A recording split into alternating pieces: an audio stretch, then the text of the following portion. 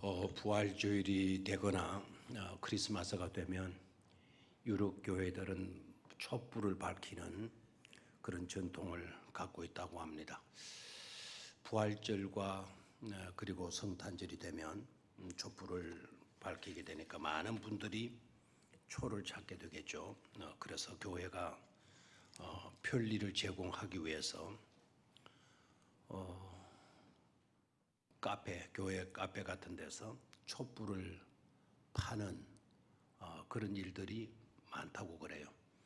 그래서 웬만한 유럽 교회들은 서점을 갖고 있고 카페를 갖고 있고 그리고 초를 파는 그와 같은 그 시설들을 갖춰놓고 있다고 그럽니다.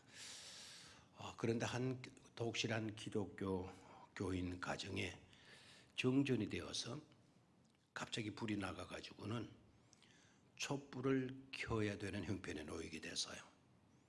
부인이 여보, 지난번에 구입했던 초 창고에 있는데 그 초를 좀 갖다가 켜면 좀 좋지 않겠느냐고 음식을 하던 부인이 남편에게 부탁을 했어요. 남편이 창고로 가서 초로 둔 곳을 찾는데 초가 한두 자루 있으면 되겠다 싶어 초에 손을 딱 대니까 이게 어떻게 된 겁니까? 초가 말을 하는 겁니다. 주인님, 저를 가지고 가면 안 돼요. 저는 아직 촛불을 밝힐 초를 켤 그와 같은 준비가 되어 있지 않습니다. 나는 이 촛불이 인류에게 어떤 공헌을 하는가를 지금 열심히 연구하고 있으니까 연구가 끝날 때까지만 저를 좀 두면 안 되겠느냐고. 그래서 주인이 참 이상하다. 초도 말을 다 하네. 초도 연구를 하고 초도 석사학위 박사학위를 받는 모양인가 싶어가지고 사정이 그렇다 그러니까 옆에 손을 밀어가지고는 옆에 초를 딱 잡으니까 옆에 초가 하는 말이 주인님, 저도 주인님께 양해를 구하겠어요. 저는 지금까지 주인님 집에 이렇게 있었지만 지금까지 한마디 불평도 없고 불만도 없었습니다.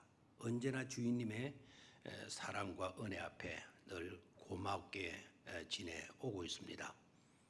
그런데 제가 지금 내년에 중요한 프로젝트를 갖고 있는데 그 프로젝트를 마칠 때까지만 좀 기다려 주시면 안 되겠느냐고. 더 내가 주인집을 밝게 할 수 있는 그리고 초가 우리 스스로가 빨리 녹아버리는 경향이 있는데 어떻게 하면 한 자루의 초를 가지고도 1년을 쓸 수 있겠는가. 그런 걸 제가 지금 공부를 좀 하고 있으니까 그 시험이 좀 끝날 때까지만 기다리실 수가 없겠느냐고 이렇게 부탁을 하는 거예요. 그래서 주인이 그러면 좋다. 그래서 옆에 손을 돌리니까 옆에 초는 다발로 묶여져 있었다고 그래요. 다발로 묶여져 있으니까 이 중에서 2개만 빼가면 되겠다 해가지고 다발로 묶여진 초를 딱 잡으니까 이 초들이 이구동성을 하는 말이 주인님 잠시만 기다려 보세요.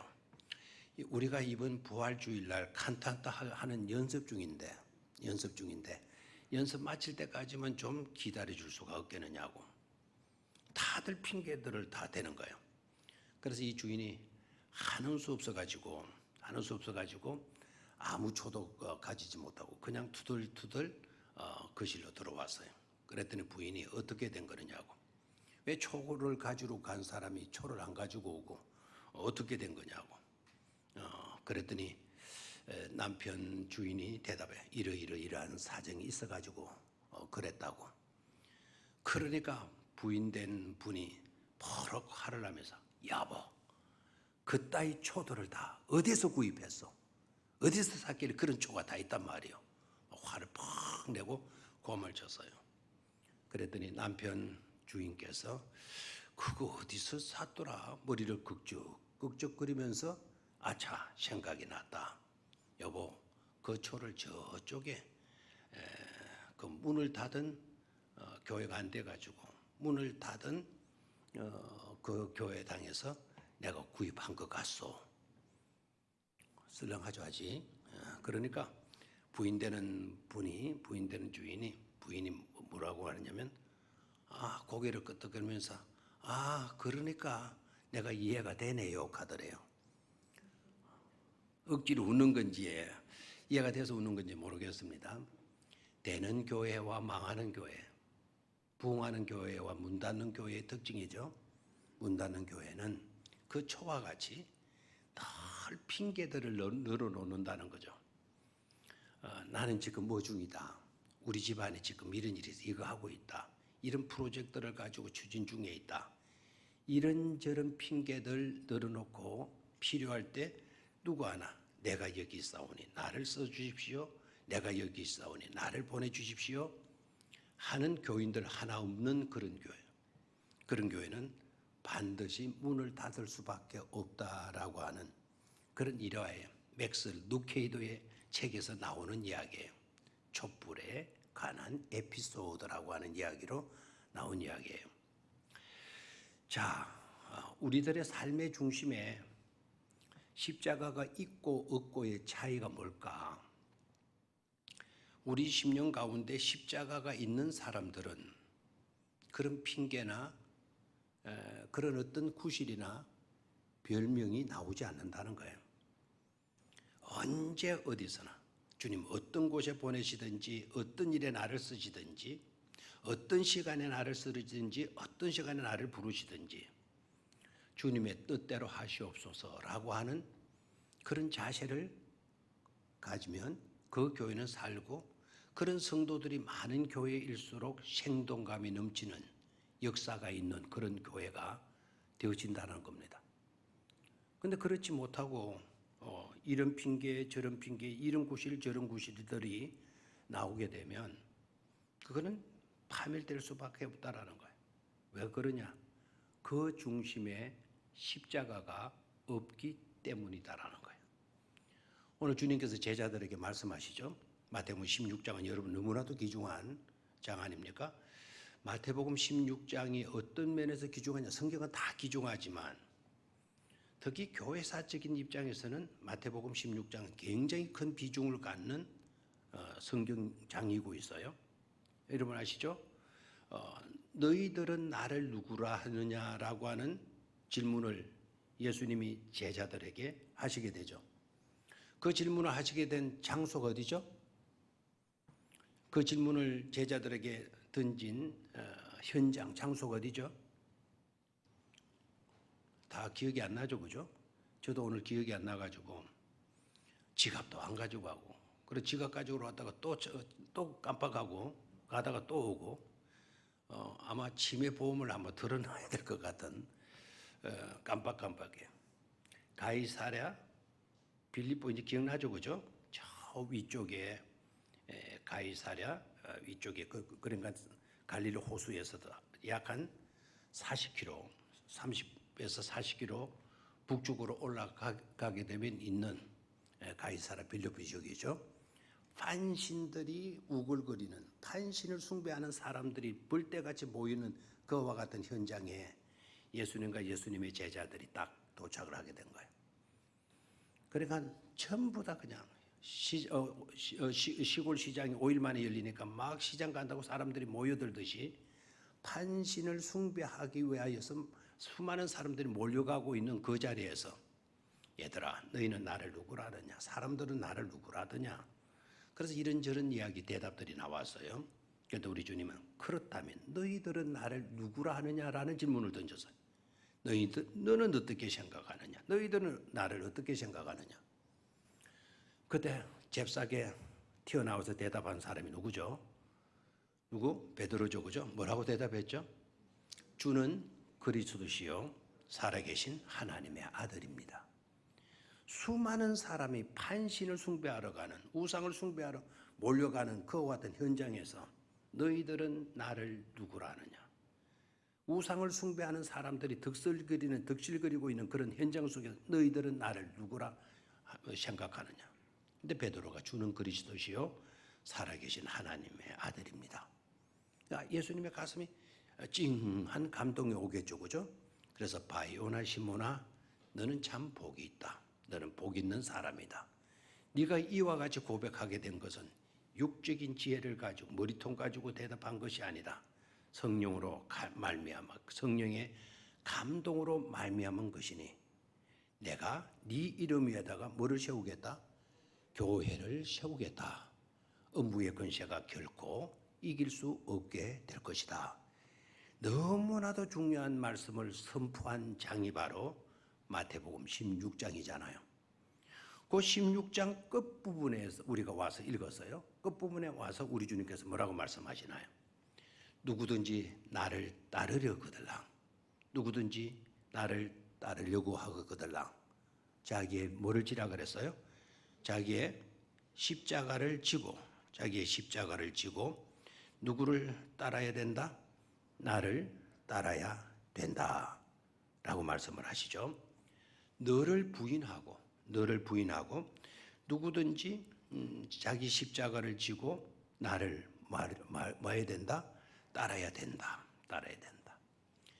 take up 취해가지고 take up his cross, 자기의 십자가를 take up 해서 and follow me, 그리고 나를 따라야 된다고 말씀을 해. 그러면 제자 된 우리들, 예수 그리스도를 믿는 우리들은 뭐를 지내야 돼요? 십자가를 등에 지는 존재가 되어야 된다 이 말입니다. 즉 우리 속에는 뭐가 들어있어야 돼요? 십자가가 들어있어야 된다 이 말입니다.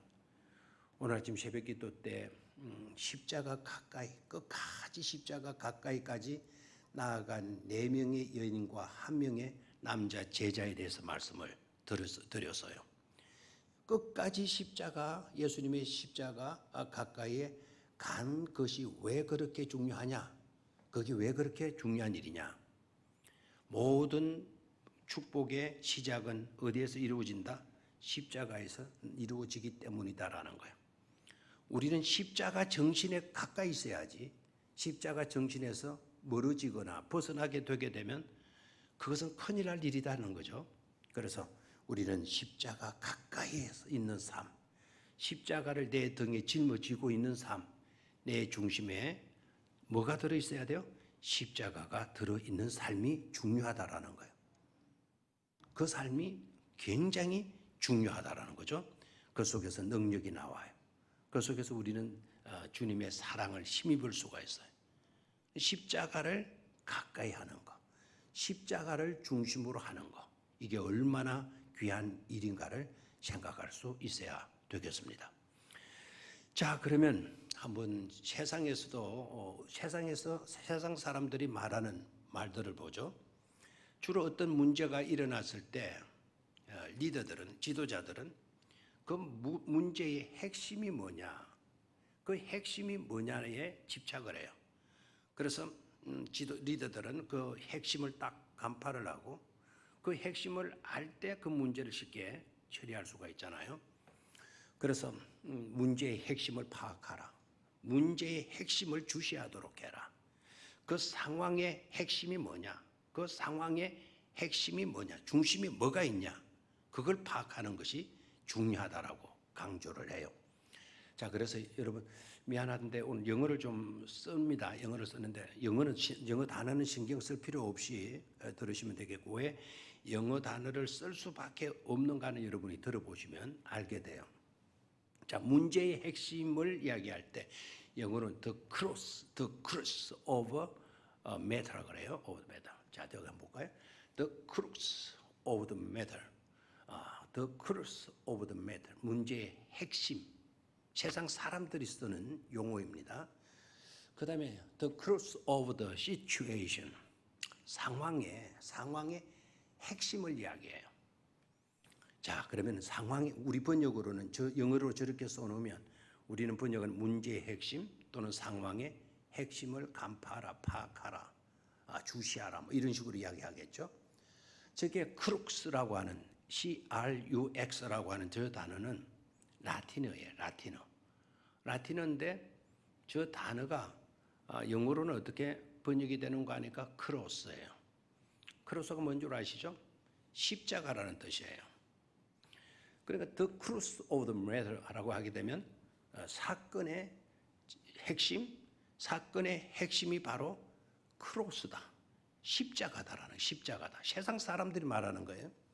The cross of the situation. 상황의 크로스. 핵심이 뭐냐? 그 크로스라는 단어가 영어로는 뭐라고요? 크로스. 십자가라고 하는 단어예요. 그리고 그네들에게도 핵심은 어떤 상황이나 어떤 문제의 핵심은 어디에 있다? 십자가에 있다라는 십자가에 있다. 그 사건의 십자가, 그 사건 속에 들어있는 십자가를 파악하라. 십자가를 주시하라. 그걸 간파하도록 하라. 세상 사람들이 쓰는 단어 속에 들어있는 비밀이에요. 자, 몹시 고통스럽다라고 하는 단어. 몹시 고통스럽다. 그분 요사이 병이나 건강이 안 좋아가지고 굉장히 고통을 당하고 있다. 굉장히 힘들어하고 있다라고 할 때 excruciating이라고 그래요. excruciating 또는 excruciating이라고 그러는데요. 저 말은 어디에서 나오는 게 x라는 말은 out of 뭐뭐로부터 나오다라는 뜻이 x라는 게 그러니까 cruciating이라는 저 말이 역시 크로스라고 하는 단어에서 유래된 거죠. 그러니까 out of cross 십자가로부터 그와 같은 고통과 아픔을 지금 겪고 있다. 십자가에서 겪는 고통, 십자가에서 겪으면서 나오는 그와 같은 고통을 지금 겪고 있는 상태에 있다. 그러니까 몹시 힘들어하고 괴로워하는 사람들을 두고 excruciating이라고 하는 이 단어를 써요. 십자가에서 흘러나오는 고통을 지금 그 사람이 겪고 있는 것이다 라고 말하게 돼요. 누가? 믿는 사람들이 아니면 세상 사람들이. 그래 세상 사람들의 삶의 현장 속에도 뭐가 들어가 있죠? 십자가가 핵심이 되고 있다라는 것을 깨달을 수가 있죠. 십자가를 빼면 모든 게 의미가 없어져요. 역사도 마찬가지예요. 역사의 핵심은 뭐에 있다? 역사의 핵심은 어디에 있다? 십자가에 있다라는 거 아닙니까? 그래 예수 그리스도의 십자가. 그 십자가가 빠뜨려진, 빼진, 그게 없어진 역사라고 한다면 그건 단지 시간의 흐름뿐이지 의미 있는 그와 같은 역사는 될 수가 없다. 무의미한 시간의 흐름에 지나지 않은 것이다 라는 것을 깨달아야 돼요. 그래서 역사 속에서도 반드시 뭐가 있어야 된다고요? 크로스가 있어야 된다. 십자가 없는 역사, 무의미한 역사다. 십자가 없는 나의 삶, 백살을 살았건 부자로 살았건 똑똑하게 살았건 뭐 잘 살았건 못 살았건 십자가가 없는 나의 삶이라 그러면 무의미한 나의 삶에 지나지 않는다라는 거죠. 그래서 우리의 삶의 중심에는 뭐가 있어야 돼요? 뭐가 있어야 된다? 십자가가 있어야 된다라는 것이죠. 아멘입니까? 자, 그러면 십자가가 핵심이다 말씀을 드렸는데요. 제목을 잡았는데 원래 십자가는 그런 십자가가 아니었습니다. 십자가에 못 박혀 달려 죽으신 분들 중에 여러분이 알고 있는 분은 누구입니까? 십자가에 못 박혀 죽으신 사람들 가운데 죽으신이라는 말을 쓰면 안 되겠네. 십자가에 못 박혀 죽은 사람들 가운데 아는 사람 누가 있어요? 몇 사람 알고 있나요? 아무도 몰라요? 십자가에 못 박혀 죽은 사람 몇 사람 정도 알고 있나요? 세 사람? 세 사람 대단하네요. 어떻게 세 사람이죠? 두 분, 강도 이름은 모르네요. 이름도 모르는데 안다고 하기는 조금 그렇습니다. 이름까지 아는 사람 누구 있어요? 몇 사람 있어요? 예? 큰 소리로. 누가?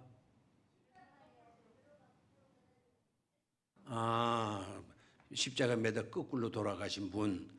베드로. 야, 귀찮아요. 대단합니다. 예수님 이후죠. 예수님 이후에. 또요.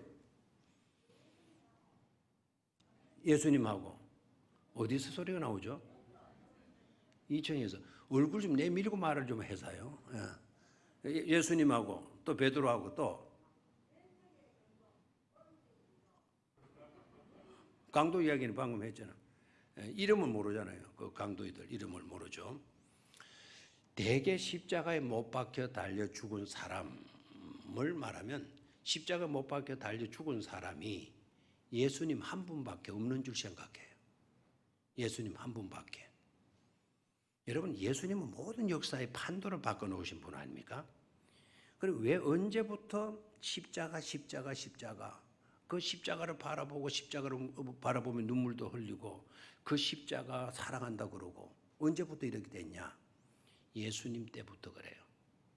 예수님이 십자가에 못 박히시게 된 때부터 십자가의 의미가 확 달라져 버렸어요. 사람들이 사랑한다 그러고 액세서리 만들어서 목에도 걸고 뭐 가락지도 걸고 뭐 귀걸이도 뭐 십자가 된 귀걸이도 굉장히 많대요. 웬만한 집의 벽에는 또 십자가 다 갖다 걸어놓고 그것도 뭐 십자가 종류도 여러 개 있죠. 가톨릭의 십자가, 개신교의 십자가만큼은 조금 구분해야 돼요. 십자가 가운데 사람의 행체, 예수님을 상징하는 행체를 십자가에 붙어 있다 그러면 그건 가톨릭식 십자가입니다. 가톨릭식 십자가 아시겠죠? 그냥 십자가인데 사람이 걸려 있지 아니하는 십자가를 보게 되면 그거는 이제 개신교의 십자가라 생각하면 돼요. 차이가 뭘까요? 가톨릭의 십자가와 개신교의 십자가의 차이가 뭘까요? 사람이 달려있느냐 없느냐의 차이인데 왜 달려있으면 어떻고 안 달려있으면 어떻습니까? 차라리 우리는 달려있는 사람이 달려있는 모습을 보면 예수님을 더 생각하고 기억하고 하기가 쉽지 않겠어요? 그렇죠? 그런데 그 달려있으면 가톨릭 신자들이 주로 그렇게 해요. 개신교 신자들도 중에도 그렇게 하는데 그 몰라가지고 그렇게 하는 거예요. 가톨릭에서는 십자가에 달리신 예수님이 중요한 거예요. 근데 개신교에서는 부활이 중요한 거예요. 십자가에 달려있는 그 예수로만 있어가지고는 안 되는 거예요. 장사 지낸 바 되어지고 죽음에서 다시 뭐 해야 돼요? 살아나셔야 돼요. 그래서 십자가에 예수님이 장례도 안 지내지고 무덤 속에도 안 들어가고 그냥 십자가에 달려있으면 그거는 안 된다는 거죠. 장례 지내야 되고 장례 지내면 십자가에서는 없는 거고 그리고 장례 지냈던 무덤 속에 계속 해골로 유골로 남아있으면 안 되잖아요. 다시 살아나서 그 속에 유골 하나 있으면 돼야 안 돼요? 안 되는 거예요. 우리는 그 예수를 믿는 거예요. 이해가 되겠습니까? 그러니까 가톨릭의 십자가와 개신교의 십자가의 차이는 바로 거기에 있다라는 것을 우리는 생각할 수 있어야 돼요. 자, 그러면 봐요. 예수님의 이전에도 십자가에 달려 죽은 사람이 있을까요? 없을까요? 있어요. 그때의 그 십자가를 사랑할 사람 있나요? 그때의 그 십자가는요, 너무너무 끔찍한 사형틀이에요. 끔찍한 사형틀을 두고, 야, 이거 너무 좋다. 해서 우리 집 안에 누가 갖다 넣어놓을 자가 있느냐, 이 말입니다. 우리 친구 하나가 애가 조금 그랬어요. 근데 저거 아버지하고 저거 어머니한테 호되게 야단을 맞고 쫓겨났다 그래요. 왜 그러냐? 그러니까 시골에서 학교를 다니면 학교가 좀 멀어요. 먼데 그 귀퉁이에다가 조그마한 이런 이상한 볕단 뭡니까 엉겨 같은 거를 집을 짓고 움막 같은 걸 안에 짓고 그 안에다가 뭘 갖다 넣어놔요. 그 넣는 게 뭐냐면 상여예요, 상여. 상여 알죠? 상여를 넣어놨는데 어떻게 된 건지 그 상여에 붙여놓던 그 꽃이 조합꽃이 바깥에 나와 있어요. 애가 지나가다가 그걸 주워가지고 좋다고 그걸 집에 가지고 들어갔어요. 집에 들어가니까 그게 부모들은 알잖아요. 어디에 들어가 있는 거다. 상해에 붙여놓은 꽃이라고 하니까 이놈의 새끼야, 그걸 추가했다고 그 부정 탄다 이놈의 새끼가 뭐 얼마나 주파가 뭐 그냥 야단을 쳤는지 상여에 사용했던 조화의 꽃을 주워왔다고, 부정탄다고, 그 부정스러운 거 가지고 왔다고. 그 부모가 그렇게 야단을 쳐요. 흉측한 흉악한 죄인들을 처형하는, 아주 악질적인 범죄자들을 처형하는 사형틀, 그게 좋다고. 그게다 집에 갖다 걸고 기구리하고 다니길 사람이 있겠어요? 여러분, 십자가 하니까 예수님만 그 십자가에 달리고 예수님이 달리신 그 십자가 너무 좋다, 이런 식으로 생각하면 안 돼요. 예수님이 십자가에 달리시기 전까지는 그 십자가는 그 누구도 좋아할 사람이 없는, 그 누가 그 십자가를 봐도 고개를 돌릴 수밖에 없는 그런 흉측한 흉물에 지나지 않았다라는 거죠. 그런데 그 십자가를 우리가 사랑해야 안 사랑해요? 사랑하죠. 누가 바꿔놓았죠? 예수 그리스도가 바꿔 놓아 주셨다 이 말입니다. 예수가 그 십자가에 달리셨기 때문에 그 십자가의 의미가 바뀌어지게 된 거예요. BC가 AD로 바뀌어지듯이, 그렇죠? 병약한 자가 건강한 자로 바뀌어지듯이, 죄인이 의인으로 바뀌어지듯이 뭐가 바뀌어졌어요? 십자가의 모양은 그대로로되 십자가를 사랑하고 차이는 판명한 차이가 바로 예수님으로 인하여서 달라지게 되어졌다 이 말입니다. 자, 예수님 이전의 십자가는 고난의 십자가, 절망의 십자가, 끝장나는 십자가, 심판이 있는 십자가, 저주가 있는 십자가, 죽음으로 끝이 나는 그런 십자가였어요. 누구 때의 십자가는? 예수님 이전의 십자가는. 됐나요? 자, 그런데 예수의 십자가로 넘어와서는 문제가 달라지죠. 맞습니까? 문제가 달라져요, 안 달라져요? 문제가 달라지죠? 그렇죠? 절망의 장소가 소망의 장소가 되고, 불가능의 장소가 가능의 장소가 되고, 끝장나는 장소가 새로운 출발, 시작의 장소가 되고, 그렇죠? 저주의 장소가 하나님은 축복의 장소로 바뀌어지게 되잖아요. 그렇죠? 공의만 있는 그 자리에서 희망이라고 하는 것은 가질 수가 없어요. 그런데 예수님의 십자가로 와서 보니까 이제는 그 십자가가 모든 문제에 뭐가 되고 있어요? 해답이 되고 있는 거예요. 모든 문제의 해답이 되고 있는 게 뭐라고요? 십자가라는 거죠. 모든 문제의 핵심은 뭐에 있다? 십자가에 있다라는 거예요. 아멘입니까? 그러니까 예수님의 십자가에 딱 오게 되니까 끝인 죽음이, 저주의 죽음이 오히려 생명으로 바뀌어지게 되죠. 축복의 현장으로 바뀌어지게 되잖아요. 그럼 도무지 십자가에서 어떤 일이 있었기에 그렇게 되어진 것인가? 바로 그 십자가에 누가 달려서 피 흘려 주셨어요? 예수 그리스도가 피 흘려 죽으셨기 때문에 그렇죠, 그죠? 예수가 십자가에 못 박혀 죽으신 일로, 예수가 그 십자가에 못 박혀 죽으신 일로 십자가가 은혜 받아서 십자가의 의미가 달라지게 되어졌다라는 거죠. 그러면 예수님의 십자가는 어떤 십자가인가를 좀 생각해야 되겠죠? 한번 따라하십시오. 예수의 십자가는 좀 큰 소리로 하시면 안 좋을까요? 예수의 십자가는 그 모든 공의를 충족시키는 장소였다. 그 모든 공의를 충족시켜주는 장소였다. 시작. 그 모든 공의를 충족시켜주는 장소였다. 아멘. 모든 공의를 충족시켜주는 장소가 바로 예수님의 십자가였다라는 거죠. 우리는 공의로우신 하나님을 믿지 않습니까? 하나님은 공의로우신 분이시기 때문에 어떠한 손톱끝만한 죄만 있어도 우리는 망할 수밖에 없어요. 많은 죄를 지었기 때문에 망하는 것 아닙니다. 작은 죄를 지었어도 그 작은 죄 때문에 우리는 말 수밖에 없다.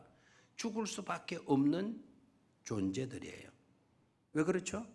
죄의 싹은 뭐이기 때문에? 사망이기 때문에. 그게 공허예요. 죄를 지었느냐? 그렇다면 그 대가는 사망이다. 죽어야 되는 거다. 거기에 큰 죄가 있고 작은 죄가 있고 뭐 흉측한 죄가 있고 뭐 좀 덜한 죄가 있고 그는 구분이 없어요.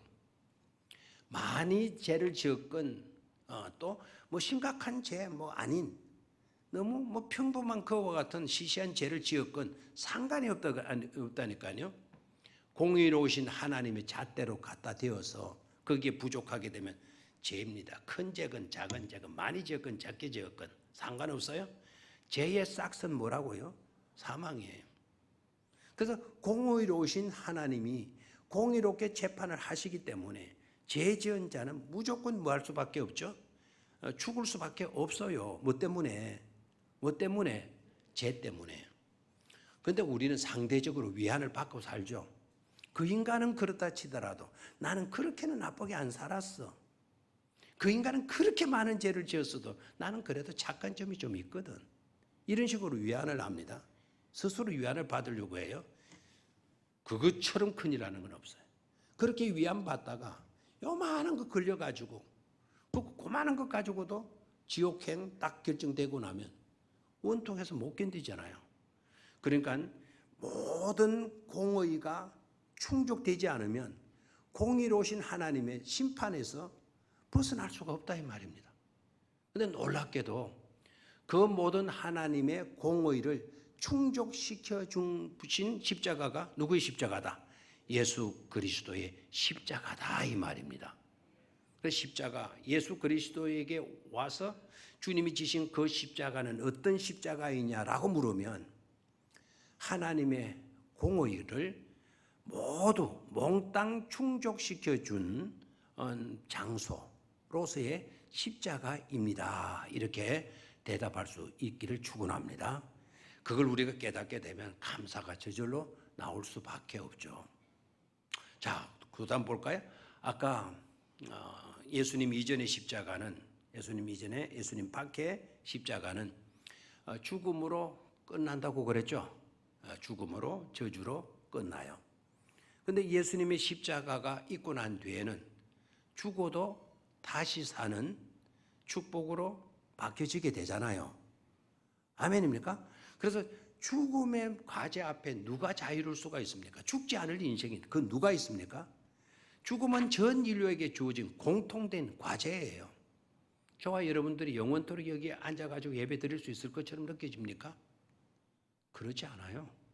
얼마 안 남을 수도 있어요. 뭐 길어봤자 50년? 좀 우리 청년들은 한 70년 잡아줄까요? 그 정도 이후로는 없는 거예요. 다 떠나가게 되어져 있어요. 인류는 죽음에서 자유로울 수 있는 인류는 한 사람도 없습니다.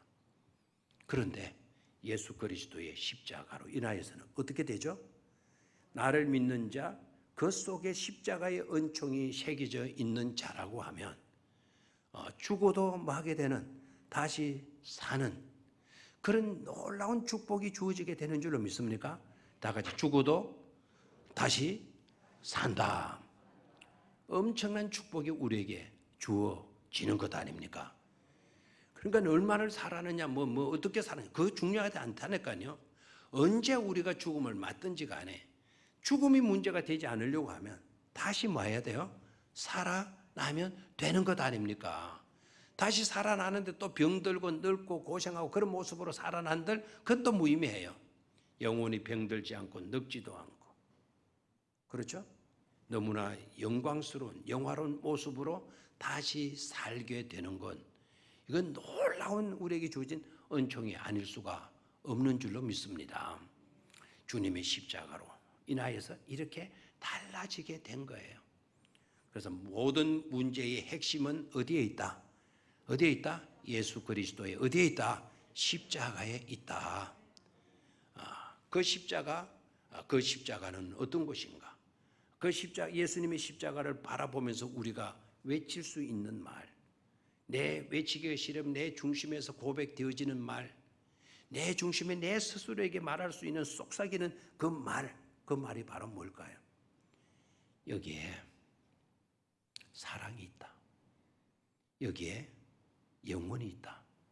여기에 생명이 있다. 여기에 치유가 있다. 여기에 해답이 있다.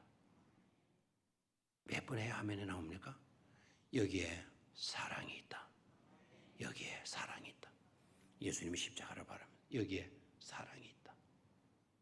그 어떤 죄인이라도 받아주고 용서해주고 씻어주는 하나님의 놀라운 뭐가 있다?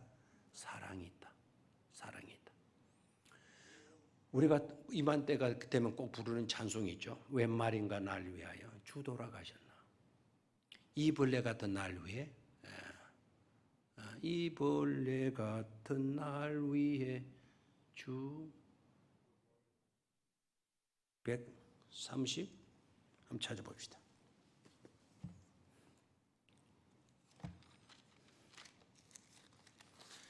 이 벌레 같은 날 위해 몇 장입니까? 143장. 143장. 이 벌레 같은 날 위해 건해 받으셨나? 그 가사를 한번 볼까요? 이 벌레 같은 날 위해 건해 받으셨나? 이건 우리 편에서 부르는 노래예요. 내 입장에서 부르는 노래. 벌레만도 이 벌레 같은 날 위에, 옛날에는 벌레만도 못한 날 위에 이렇게 나온 것 같은데, 이 벌레 같은 날 위에 조금 나아졌네. 벌레보다도 못한 나에서 벌레 같은 정도로 올라갔으니까 우리 입장에서는 벌레 같은 날 위에 큰 해 받으셨나? 내가 보니까 벌레와 같아. 벌레보다도 못한 것 같아. 그런데 하나님의 시각에서, 하나님 편에서 하나님의 시각으로 보게 된다면 절대로 벌레 같은 널 위해 내가 피 흘려 안 죽었거든. 하나님 이렇게 말하시는 거예요. 벌레 같은 널 위해 내가 큰 해 받은 것 아니거든. 우리 주님 이렇게 말씀해요. 그럼 어떻게 말씀하실까요? 너는 나에게 있어서 왕자와 같은 존재. 너는 나에게서 둘도 없는 공주야. 나에게서 왕자 같은 널 위해 내가 해 받은 거야.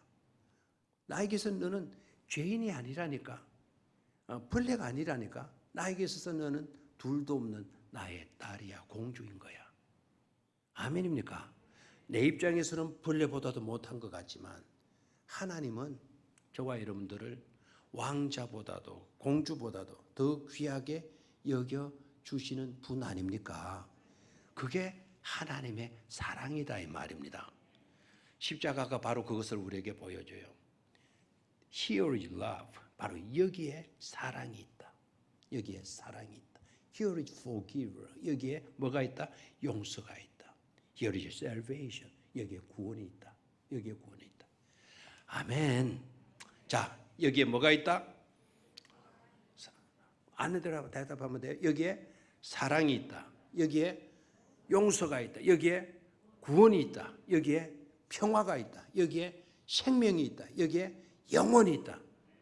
여기에 능력이 있다. 여기에 치유가 있다. 여기에 해답이 있다는 거예요. 해답이 있다. 모든 문제에 대한 뭐가 있어요? 해답이다. 해답이다. The cross of 문제, 프로블렘, matter. 모든 상황에 있어서 핵심은 뭐다? 십자가다. The cross of situation. 모든 상황에 있어서 핵심. 그 cross equal cross. cross is equal 뭐라고요? cross. 핵심이 바로 뭐다? 십자가다. 다시 한번. 핵심이 바로 뭐다? 십자가다. cross, 핵심, cross, 십자가. 핵심이 바로 뭐라고요? 십자가. 십자가가 모든 것에 뭐가 된다? 핵심이 된다라는. 이 신앙으로 우리가 남은 생애를 좀 더 알뜰하게 아름답게 갖고 갈 수 있게 되기를 주의 이름으로 축원합니다.